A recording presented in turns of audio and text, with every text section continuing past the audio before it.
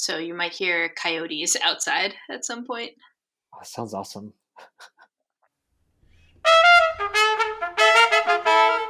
This is Queers at the End of the World, the podcast where we learn to skin a squirrel out of a 1978 copy of The Illustrated Joy of Cooking, and they sure make it look a whole lot easier than it is.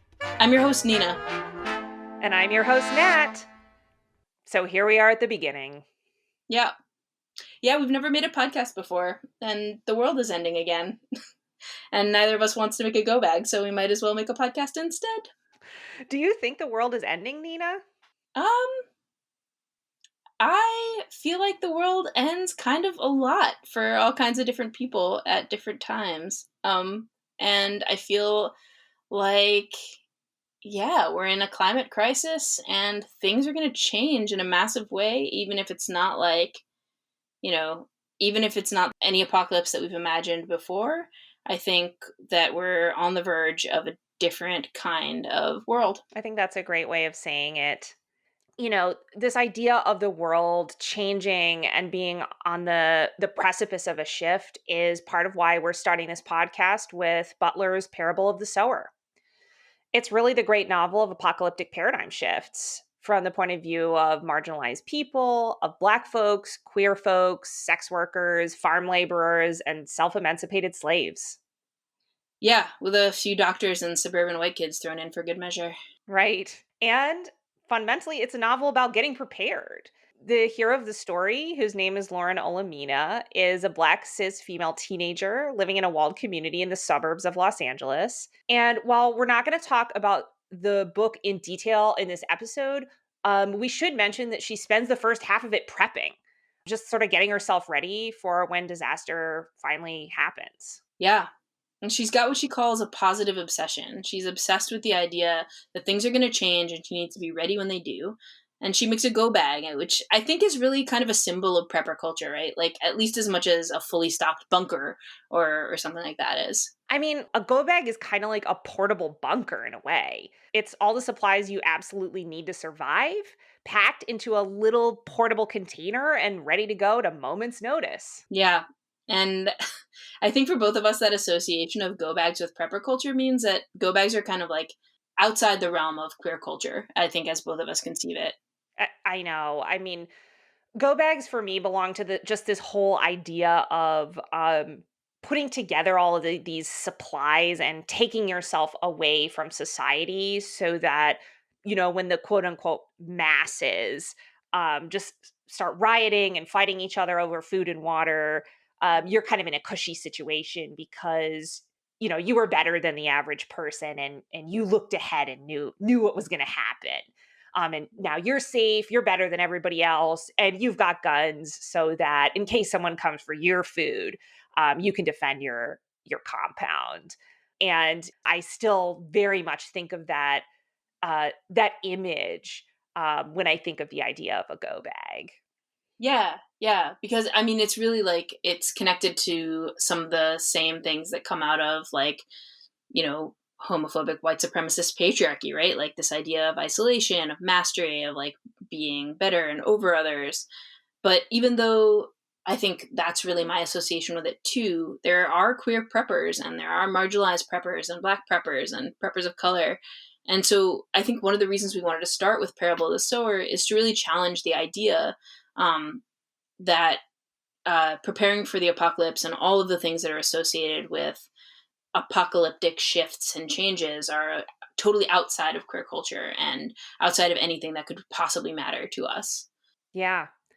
And so today we're on to part 2 of our conversation on Octavia Butler's 1993 novel, Parable of the Sower, where we're talking about queer prepping and positive obsession with activist and disaster preparedness expert Kalaya'an Mendoza. So Kalaya'an is a person who I am so grateful to have had this chance to speak with and to meet. He's an activist by vocation, a self-described queer Filipinx, hard-of-hearing immigrant organizer, and he's been working for justice for 20 plus years, from California to Standing Rock to the streets of New York City, where he's currently organizing Asians for Black Lives, and he helps to run Across Frontlines, an organization that partners with frontline communities to co-create trainings and resources, build holistic safety and security, create media strategies, and do all kinds of anti-oppression work. You can find them at acrossfrontlines.org. Yep. And if he doesn't really sound very much like your average bunker building prepper, that's because Kalaya'an comes to disaster preparedness from a totally different place.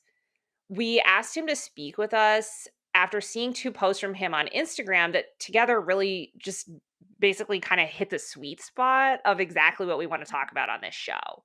One of them was Kalayaan acting as a bike marshal as part of a protest, and he's wearing a DIY hot pink onesie made from a safety vest and short shorts.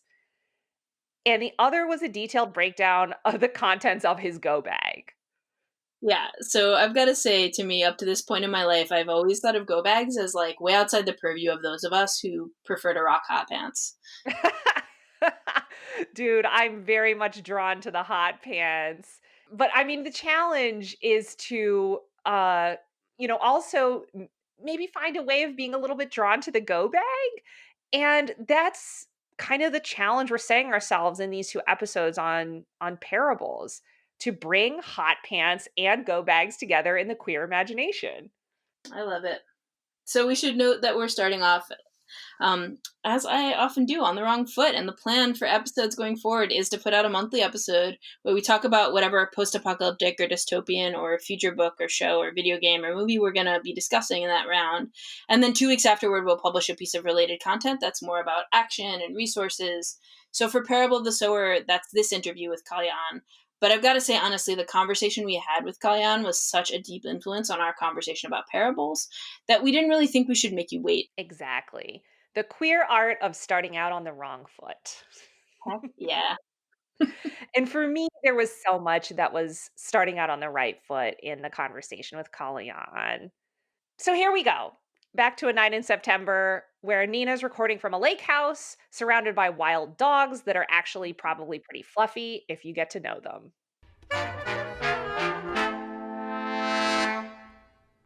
So you might hear coyotes outside at some point. Oh, sounds awesome. So back when we've had our first conversation, you let me and Nat know that you didn't really like the word prepper. Mhm. Can you tell me a little bit about why not and how you'd rather talk about it? I guess what you would call disaster preparedness, maybe? Yeah, I really see, there's been shows called like Doomsday Prepper, and there's a certain kind of image that people come up with when they say prepper. And for me, it's really about being a protector or an organizer. And as an organizer, as a community organizer, my main function is to build relationships and support folks in the ways that they need, and to make sure that people feel like they have the tools that they need to be able to organize for the world that they want. And I really um, am guided by that when it comes to disaster preparedness. The thing that I see a lot, especially in the States, around disaster preparedness is the hoarding of supplies, or, gotta get all of my guns. And the only thing that has allowed our species as a collective to survive all of the trials that we have experienced, from colonization to, um, plagues, is building community with one another. And I think that is what is central to the way I approach disaster preparedness. And we've seen this in the last nine 9 months now, at least here in New York City, the rise of mutual aid groups, people who probably would never have spoken to each other, going out to pick up medication for the elderly, setting up community fridges, finding ways to get PPE to those who are most affected. And being here in Jackson Heights, Queens, which was one of the hardest hit areas at the beginning of the pandemic, it was really scary. But to see the community care for each other in such intentional ways, that's what being prepared to me means. That's what being an organizer and a protector means. Is we know that we can't rely on genocidal settler colonizer governments that don't care about the people. We can only care for each other. Mm. Because if there's anything I've learned is we truly keep us safe. Yeah. From the first kind of realization, I think, that we were all gonna have to stay inside and that so many of us were in danger, seeing the response from, really a broad swath of the different communities I belong to being, well, how can we take care of each other? Okay, the theater artists are going to make masks, and folks who are not immunocompromised are going to pick up groceries for those who are. Yeah, I think that is Mm. not the image of apocalypse that we get in media so much of the time. It's something that Nat and I have talked a little bit about how, that like lonely, solitary, take care of yourself ethos. Yeah, I mean, to me, what that brings to mind is just an idea of trying to get away from other people. And self sufficiency in that frame looks like isolation from community.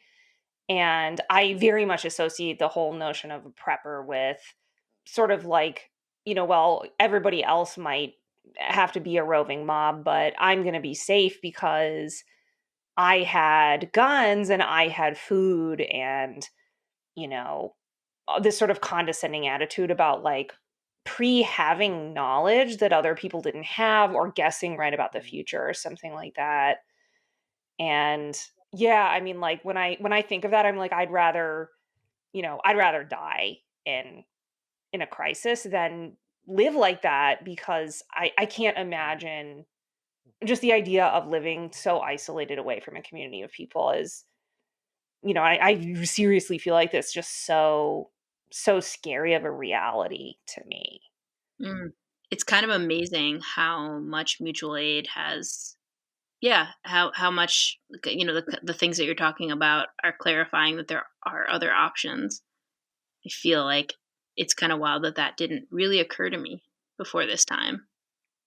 Yeah, it's really interesting to kind of look at Black and Indigenous women, femme, trans folks that have been doing a lot of work around healing justice, which in essence is the, building resiliency and survival strategies for the collective well-being of people. A lot of times I think about the fact that care is so devalued by a white supremacist, patriarchal, colonizer society that we're seeing now that that is the only thing that we can rely on, that we are essentially good people. And the whole, Lord of the Flies Right. uh, kind of myth is it's a very white cis male thing. And interesting to note, the whole story about Lord of the Flies around survival was based on a group of Tongan boys at the time. They were able to care for each other, sustain themselves, and survive for, I believe it was years. So I really want to disrupt that, like y'all said, the lone wolf narrative. It's like we can't survive, and wolves aren't ever alone. They're pack animals, like that's it's just funny how white supremacy and colonization tries to infect us with this sense of individualistic, importance Yeah. over Yeah. community. Like in some sense I feel like what you're talking about is to just say the idea of preparing or being ready or whatever sense of that includes things like making a go bag is just something that falls in mutual within the realm of what you call mutual aid and community organizing. Hmm. Yeah, there's a term that Native organizers at Standing Rock really use to replace protester. They call themselves protectors, and it's a guiding principle for how folks have been able to support and care for their communities in the ways that they need in the face of genocide, in the face of plague. So I like to think of the folks who are looking out for the community, one another, like folks that are in mutual aid, as protectors, because that's what we're doing. We're not just protecting ourselves from COVID, but we're also protecting ourselves from a government that doesn't care about us, that is outrightly lying to us and has lied to us about this horrible pandemic. So it's a term that comes from a place of deep love and connection and an understanding that we are interconnected. Yes. And if we don't move through the world together, then we won't move through the world at all. Mm. I love that. Yeah. It reminds me a little bit of something that I read in an essay by Kucha Risling Baldi, who is a professor and an Indigenous author. And she writes about what watching The Walking Dead feels like to her, Mm, and kind of how she identifies with that show as a person who comes from generations of people who survived and didn't survive genocide, mm, and thinking about looking to Indigenous activists and leaders um, as communities that have been surviving genocide and plague, as you're saying, makes so much sense to me without turning into roving mobs of mm. vicious individualists. Word. Yeah.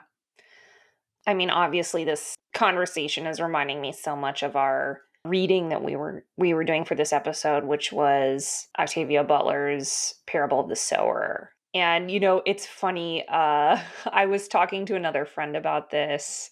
I said, like, have you read those books? And he was like, a lot of people have advised me not to read them right now. Mhm, And I think that's because of how much they reflect exactly what's going on right now. And it's really scary to see it written in a book in the 90s and then look at what's playing out for us today and be like, oh my God, this isn't just chaos. In some ways it feels like, okay, if we'd looked at history, perhaps we could see some of this coming. And that aspect of it is just really sobering to read in a novel from the 90s. And the good side to it is, like, so much of what you're talking about, Kalaya'an, is reflected in the sort of the attitude of the main character, Lauren Olamina, who has this positive obsession, that's her words, around that kind of idea of protectorship and bringing people together.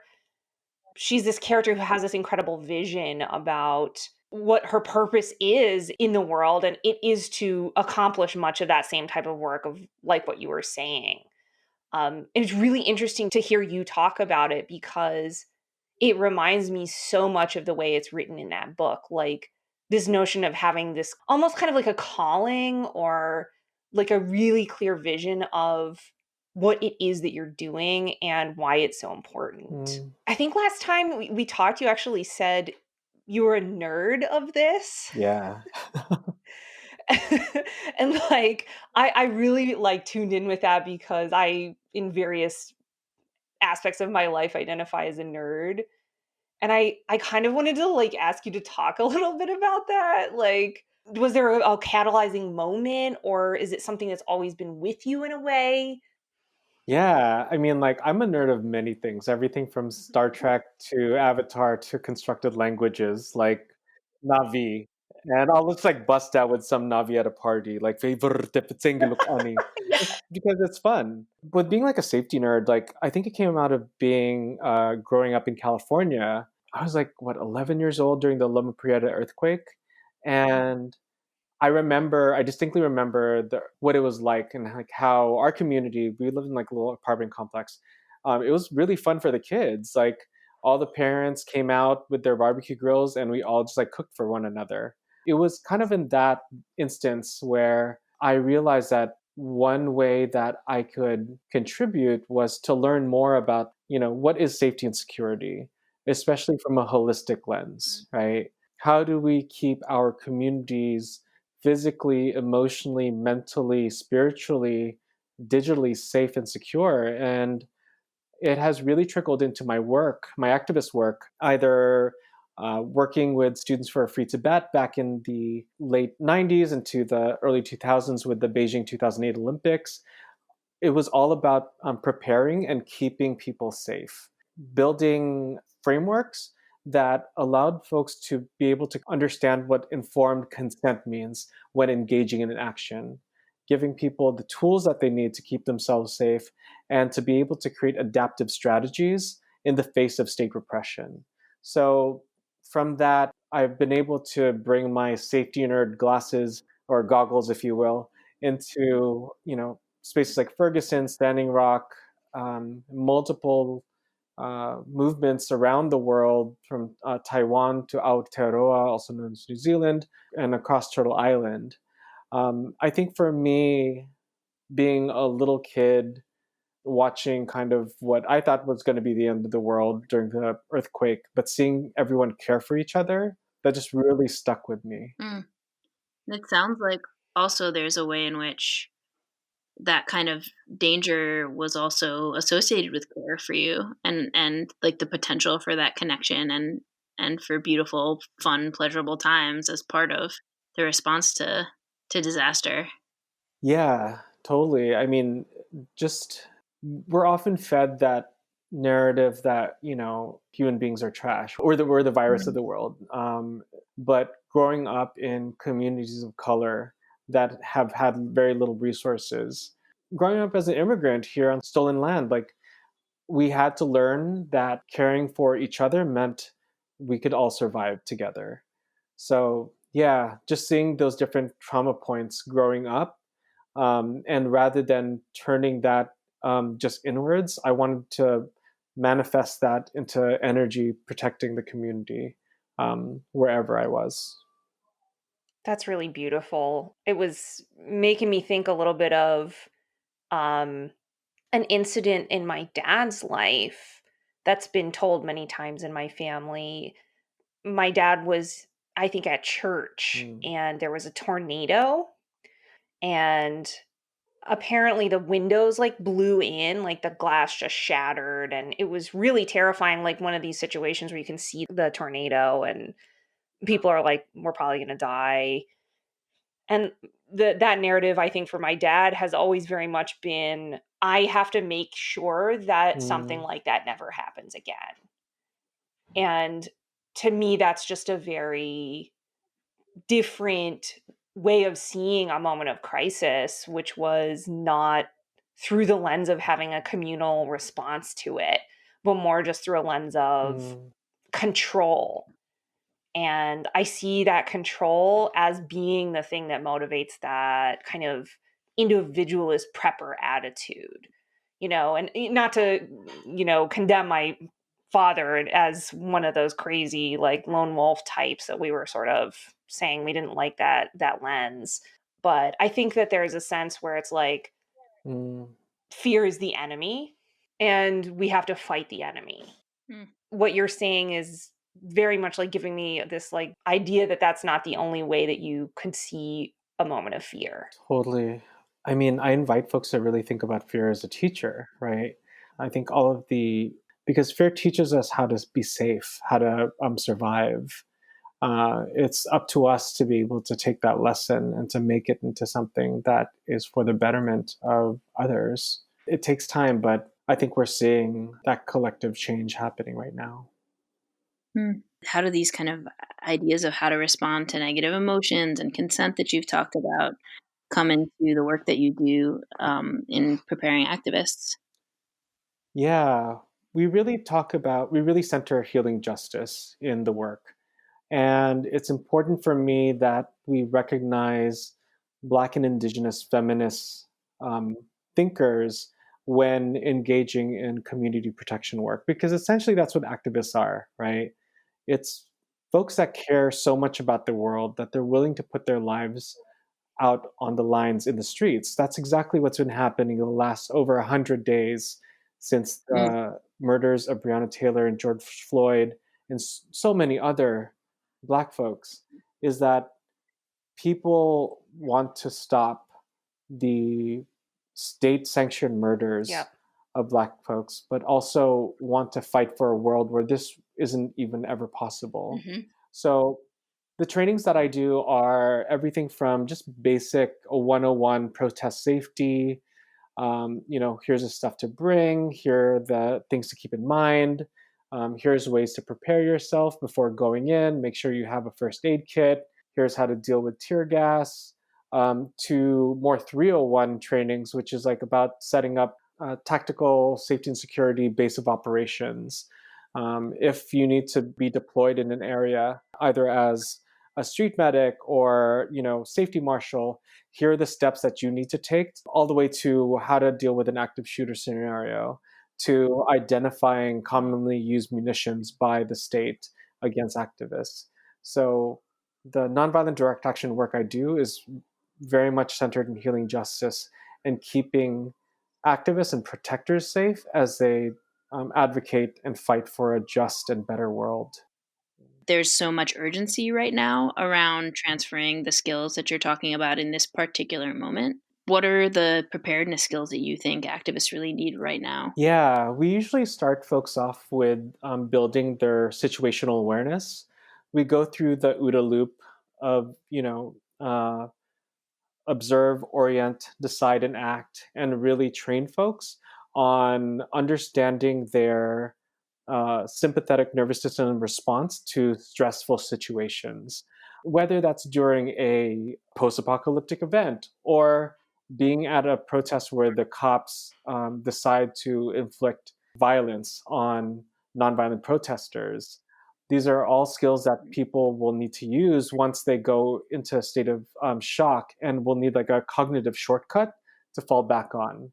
These are all skills that are very much applicable to daily life now, unfortunately. So there's situational awareness, building a threat and risk assessment or analysis, where we talk about what a threat is. I like to think about it in terms of storm clouds looming on the horizon. What we do is really guide folks through a process of identifying what the likely threats are in a protest or really any situation, and to know that their vulnerabilities are both internal and it could be community wide. So, what are the capacities or strengths or resources that they need in order to strengthen themselves, to lessen, or just to completely get rid of the risks to the community?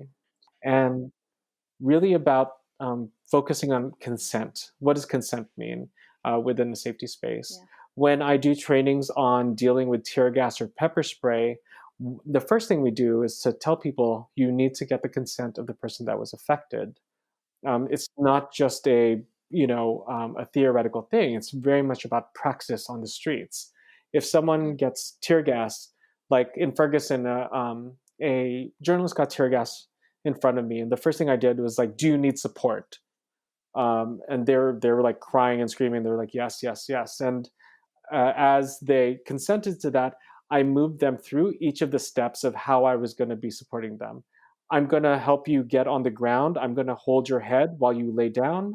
I am now going to be putting a mix of water and liquid antacid in your eyes to decontaminate you, so on and so forth. There's these very basic things that we do in organizing that translates Mm. very well into disaster preparedness, because with organizing it's about building power with the collective, it's about building leadership from the bottom up. And that's what we should also be doing within the disaster preparedness world, is getting everyone supported and trained to be able to not just survive but also to thrive in the face of state, non-state actor violence, or this pandemic. So that's just like a really quick and dirty version of the 50 plus trainings that I've been doing since May. So yeah. Yeah, I remember doing first aid training. The thing they said was that you had to ask people for Mm, consent before doing anything. Somehow, like that was the one of the most meaningful aspects of that training to me, because it was the one moment when the total anxiety I had in my mind about what would I do if somebody had something happen to them during one of my classes, mm, like was alleviated, because like that changed the mindset for me from like if somebody collapsed in a class, it's a test of my skills, which was totally anxiety provoking. But like the idea of asking a person for their consent for me to touch them and try to help them, Mm. like to me, that's like, this isn't a test of mm, skills. This isn't a performance. This is about that mm, person in this moment. mm, That makes so much sense, and that reminds me of, like, listening to both of you talk, I'm thinking about, like, mm, ER, and these doctor shows where it's, like, all about this, like, surgeon standing over, like, a supine, silent body, yelling "stat." Like, it's Mm, it's a framing of like the power to save as like a power over, and thinking about like the person, with tear gas in their eyes mm, and throat and nose. It's like there's something there about like there's no moment that's too crazy to get consent. Because if I was going to think like when would you be like, I'm just going to go ahead, mm, it might be when someone is like screaming and thrashing on the ground and can't breathe. But the idea that there is no moment when you can't get consent is really powerful. Yeah. Yeah, I mean, it's making me think of this one time. I remember when I was in grad school, I was in a coffee shop and I saw a woman kind of wavering back and forth in this way. And I tend to be pretty tuned into people's mannerisms, and I instantly read it that there was something wrong with her.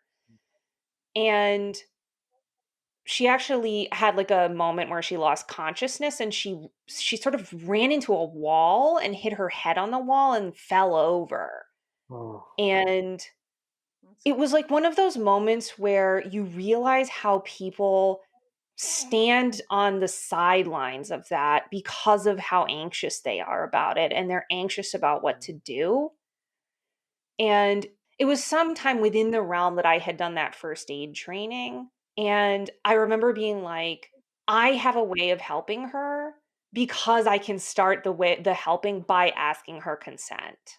mm, And it was just I've actually been in the other mindset in different situations where I'm like, "Oh my god, I can't do anything. I don't know what to do.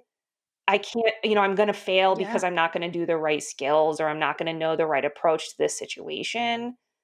And so I actually was sort of like, oh, like, because I have this like framework for interacting with her, I know what to start with, and that then the question and answer of what to do next will come from that point of contact with mhm, her. And it was interesting actually because I said, "Can I touch you?" She was unconscious. And so I then had to reason about what to do without her being like, "Go mhm, ahead." But it was like me thinking through it from a perspective of like, what consent can I get from her? How can I start to interact with this situation as like a dialogue between me mm, and her? I did become the person who helped her find her way back to her office and call her husband. And I felt it was one of the best experiences I've had of something so scary like mm. that. Whew, yeah. It's just such a integral part of building emotional safety and security. If you're de-escalating a situation, when you ask someone who you are in relationship with and they're getting aggravated or getting traumatized, what can I do to support you right now? It moves them out of a place of being hyper aroused and helps bring them back to their window of tolerance where they're cool, calm, collected, and connected and can actually think through, okay, I need to get out of this situation, right? And consent, especially when we're out in the streets, is about respecting people's body autonomy and their agency to be able to define what they need. Because if, you know, someone might be like, I need you to get my medication in my bag, right? And by getting them back to a place of regulation, they're able to vocalize that and help to really de-escalate what could be a very stressful and traumatic situation. So yeah. Yeah. Well, Kalaya'an, you've touched on already a little bit about being a Californian and being an immigrant in some of the ways that they've influenced your work as a preparedness expert. Can you talk a little bit about some of your other identities, and how they've intersected with this work? Yeah, totally. I identify as queer, Filipino, hard of hearing, and being a part of those different communities has really shown me that when we're able to define what we need as a community to be able to survive and thrive, really, that's kind of what has guided me when it comes to disaster preparedness. If we look at the disability justice community, there are disabled organizers that have been doing the work of supporting folks in last year's wildfires. Folks like Mia Mingus, Mm. Stacy Milburn Park, Alice Wong. These are all folks that have talked about building support pods and ways that we can share resources with one another. Being in these different communities, learning from folks that have been doing the work, has only helped me be able to share the information and knowledge. And being queer, especially growing up during a time when, Matthew Mm. Shepard was murdered, I had to always like look over my shoulder. I had to always practice situational awareness. I didn't know that's what it was called, but for folks who are survivors, for folks who have lived through assault or live in a climate of fear, we come up with our own survival and resiliency strategies and tactics that help us to get through that. And for me, it's about getting people access to these resources, these trainings, and this knowledge to be able to protect themselves and feel like they have the emotional safety, fight for the world that they want. Yeah. Well, thank you. Actually, that makes me wonder whether you think about disaster preparedness in like relation to like a future. Can you please define future for me? Fair enough. Like, I mean, I guess I wondered, are you thinking about like a community off the grid, or is it kind of very much in the here and now? Because that's kind of part of the like preparation fantasy so much of the time. For me, it's just really about being in the here and now, and being completely present. But I will not lie.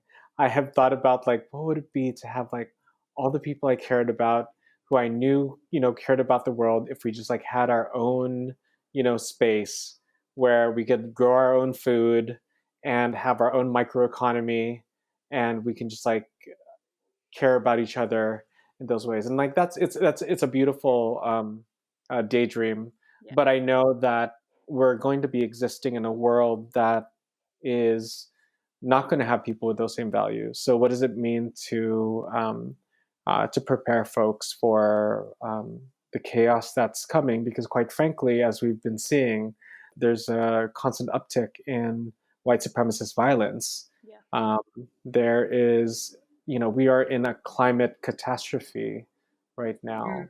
Yes. So one thing I've learned in Tibetan Buddhism is like the goal of the practitioner is not to go disappear into the mountains, is to be completely present in the world that they're in and to do some good and to leave the world a little bit better than when they came in. So yeah, yeah, I think it's really about showing folks the possibility of what safety and security looks like from a healing justice and holistic lens, where everyone feels like they can build a world where they don't have to look over their shoulder, where they don't have to fear the fascist police state coming in, where they don't have to fear about a government that wants to get their money and see them dead. So, yeah, I think for me, the future is always what's tomorrow. And the only way that I can um, uh, do my little part is to work with folks on making today a little bit better. Yeah, love that. Nice. Well, we're almost at time. Um, so I want to make sure that folks know where they can reach you if they are interested in setting up one of your disaster preparedness courses. Yeah, thank you so much. So, folks can go to our website. It's acrossfrontlines.org. Or please feel free to reach out to me on Instagram and Twitter at Kala Mendoza. That's KalaMendoza. On Instagram, as you've seen, like I like to post a lot of informative content around disaster preparedness and ways that I navigate it, and it's always an invitation. It's never like this is what you need to do, because that's just some subtler colonial nonsense. Um, and if folks have any questions, they can reach me directly at Kala at acrossfrontlines.org. Awesome. I saw a post of yours on Instagram about your go bag, and Nat and I were wondering if we were to put together go bags, what is like, what would you think we should put in them that nobody else is going to tell us to put in? Mm, something portable that keeps you safe emotionally. Mm. I have my mala or rosary. I have Adrienne Marie Brown's book, emergent strategy. I think that's one thing that folks might forget is that if we ever have to use a go bag, it's important to be able to ground ourselves and have a connection to that which makes us feel safe and secure. So that could really be whatever folks have, whether it's a picture of their family, whether it's a stuffed animal, or even like a journal. Because when I talk about safety and security, it's not just a physical; it's also the emotional, mental, and spiritual safety and security. Because that's really the only way that we're able to move past the trauma. We recognize the trauma, but we move past the trauma and towards a healing. Thank you so much, Kalaya'an. Yeah, thank you. Yeah, of course.